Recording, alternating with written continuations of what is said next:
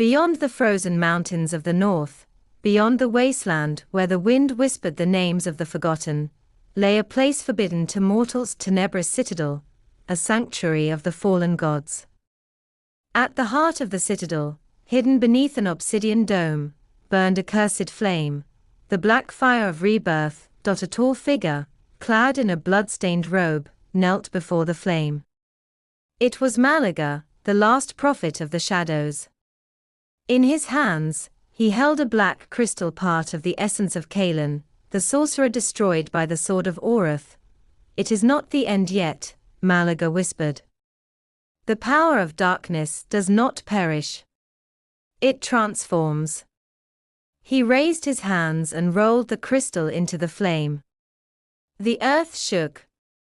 Ancient cries filled the air. From the fire, a shadow began to take shape. "Rise, Master," Malaga said. Kalan was returning. 6 months had passed since the victory over the sorcerer Kalan. Arian, Run, Kyra, and Valiant had become heroes of Argathia. The sword of Oreth had been entrusted to the temple on Mount Eloria, and the kingdom had found peace. But peace never lasted long. One moonless night, a patrol of soldiers disappeared without a trace in the north. The next day, a single survivor returned to the palace, muttering incomprehensible words. Kyra, summoned urgently, tried to decipher the message. "He returned," the soldier whispered, his eyes filled with horror. "Kalan lives." At that moment, a shadow crossed the throne room. The air became cold as death. Arian clenched his fists. He knew their old fight was not over. "Gather the knights. We are heading north," he ordered. The journey north was fraught with danger. The villages were deserted, the roads stained with blood. On the hilltops, figures in black robes watched without attacking. On the third night, their camp was attacked. Shadow creatures, faster and more deadly than anything they had ever seen, slithered through the tents. Run crushed them with his axe, and Kyra summoned divine lightning, but it was clear that the enemy had grown stronger. At sunrise, the survivors set out for Norgard Castle, the last inhabited citadel before the cursed tundra. There, an old ally awaited them, Prince Darius, heir to a fallen kingdom, but Darius was hiding a dark secret. That night, Valian, always attentive to detail, caught the prince whispering to a figure hidden in the shadows. "The time is near," Darius said. "Arian and his people suspect nothing." Valian froze. He understood the truth. Darius was Kalan's servant, betrayed. Arian and his companions barely managed to escape the castle.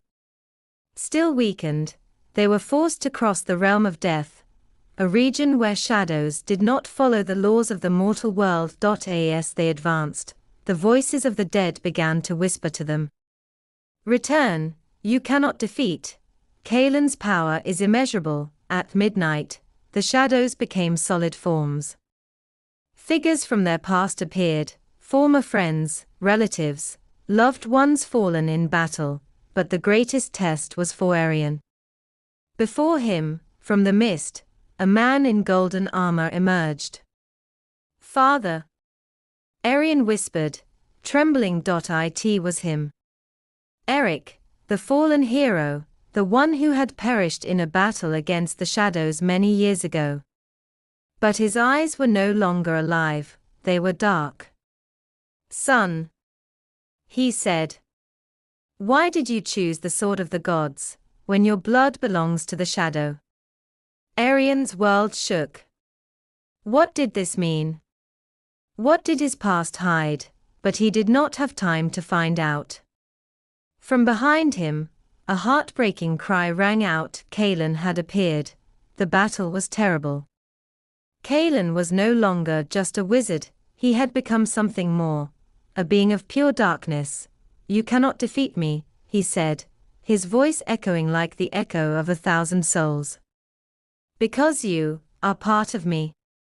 Arian raised his sword, but hesitated. A memory stirred in his mind, his mother's face, her tears, an unspoken oath, and then he understood. Kaelin was not just his enemy. Kaelin was his ancestor. The legacy of darkness ran through Arian's blood. But he had a choice. "I am not what you want me to be," he whispered, with a strength he had never felt before. He raised his sword and, with a blast of pure light, he tore through Kaelin's shadow. The wizard roared. He shattered into 1,000 fragments, and with him, the curse in Arian's blood dissipated. The world was saved. But Arian knew that the shadow of his past had not completely disappeared. "What will you do now?" Kyra asked. Arian looked at Horizon. "I will find out who I really am." Thus began a new journey. Not to fight, but to discover the truth, for, in the depths of the night, another danger arose, and Arian would be prepared.